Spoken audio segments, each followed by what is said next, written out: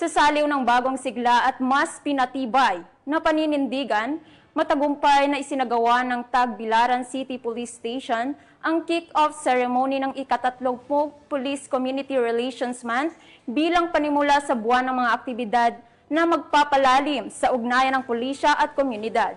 Tinutukan niya ni Patrolwoman Flora May Azares.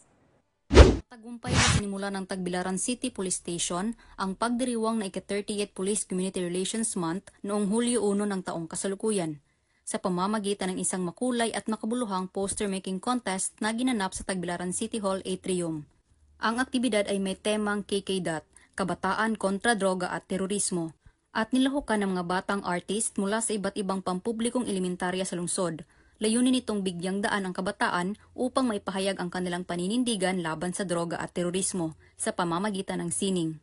Pinangunahan ang aktibidad ni Police Lieutenant Colonel John Karen O. Escobar, hepe ng Tagbilaran City Police Station, Bohol Police Provincial Office, na binigyang diin ang kahalagahan ng pakikilahok ng kabataan sa mga gawaing nagpapalaganap ng kaalaman at responsibilidad sa lipunan.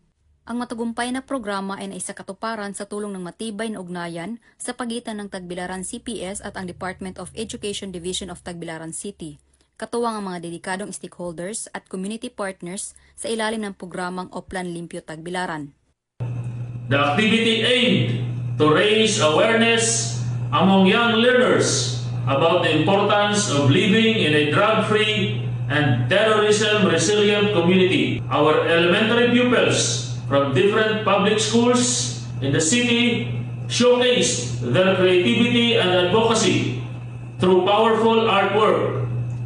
We proudly recognized Kim Saisi Minyosa of Taluktok Elementary School as the overall champion, along with other outstanding participants who truly made the event a success.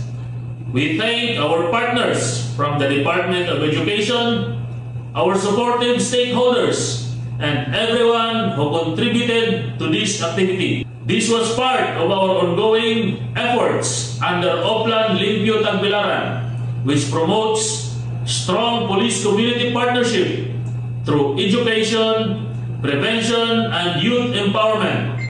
Mula dito sa Central Visayas, ako ang inyong Police News Network correspondent, Patrolwoman Flora May Azares, alagad ng batas, tagataguyod ng Balitang Pulis.